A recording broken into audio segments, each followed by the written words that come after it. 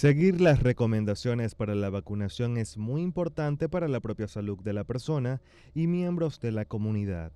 Muchas de las enfermedades evitadas por la inmunización se contagian fácilmente de persona a persona.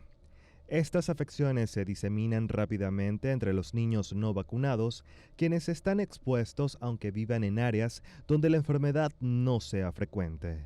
Las vacunas disponibles en la actualidad son muy eficaces y las personas que las reciben rara vez sufren efectos secundarios. Existen dos tipos de inmunización: la inmunización activa y pasiva. La inmunización activa se utiliza para estimular los mecanismos naturales de defensa del organismo.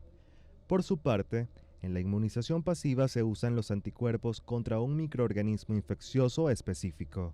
Se administran directamente a la persona. Esta se aplica en personas cuyo sistema inmunitario no responde de manera adecuada a la infección o en personas que contraen una infección antes de ser vacunadas. Justamente vamos a hablar sobre la importancia de la vacunación, de la inmunización. Por ello nos acompaña la presidenta de la Sociedad Venezolana de Poricultura y Pediatría, además ella es médico-pediatra y es la doctora Elvia Irene Badel.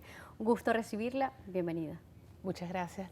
Gracias por invitarme y buenas tardes a todos ustedes. Gracias por estar aquí. Gracias por acompañarnos y justamente vamos a hablar sobre la inmunización. ¿Por qué? Porque vemos que desde que nacemos tenemos un plan de inmunización que debemos de recibir. Sin embargo, hemos visto algunas dudas con respecto a las vacunas, incluso en estos momentos, cuando llegó la pandemia del COVID-19, muchas dudas sobre la inmunización, muchos matrices de opinión de personas no científicas con respecto a que si esto hace daño a nuestro organismo, que si esto daña o realmente mata al paciente. Sin embargo, según su experiencia médica y además lo que avala la sociedad científica en general en el mundo, ¿nos podría hablar un poco sobre la importancia de la inmunización, por favor?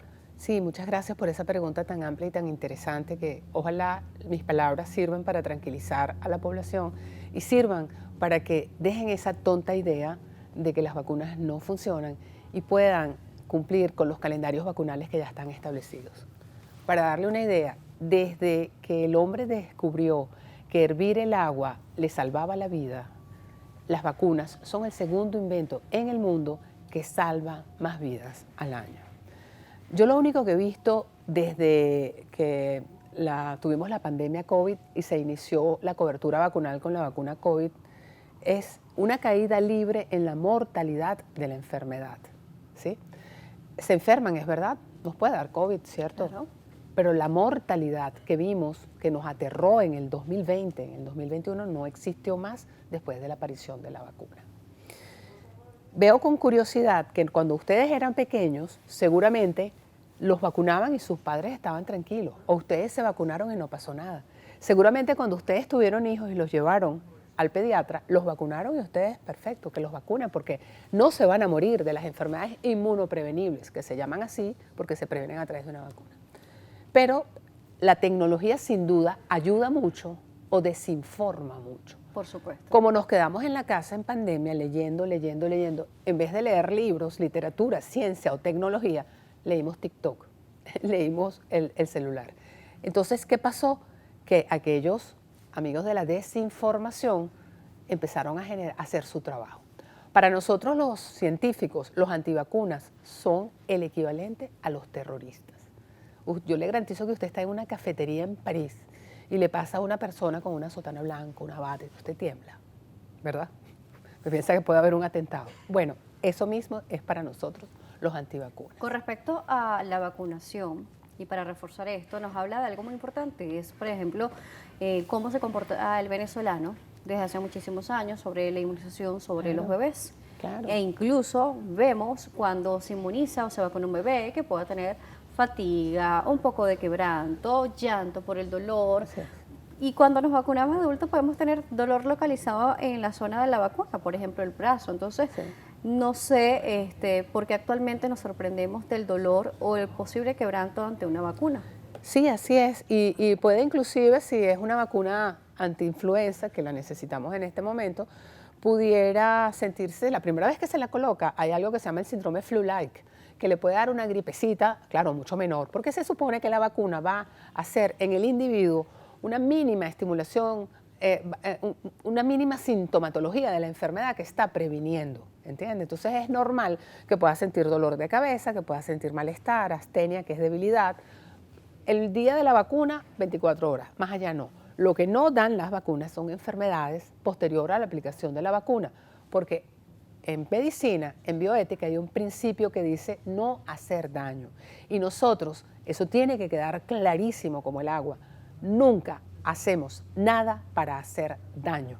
Entonces las vacunas no, son biológicos extraordinariamente favorables para el organismo. No se usan para hacer daño. Con respecto a los programas de inmunización, cuando nacemos, efectivamente, tenemos un protocolo que debe seguir a través del perinatólogo, del ginecólogo y también del pediatra, las evaluaciones que se le realizan. ¿Cuál es la primera o primordial vacuna que debe recibir el infante al momento de nacer?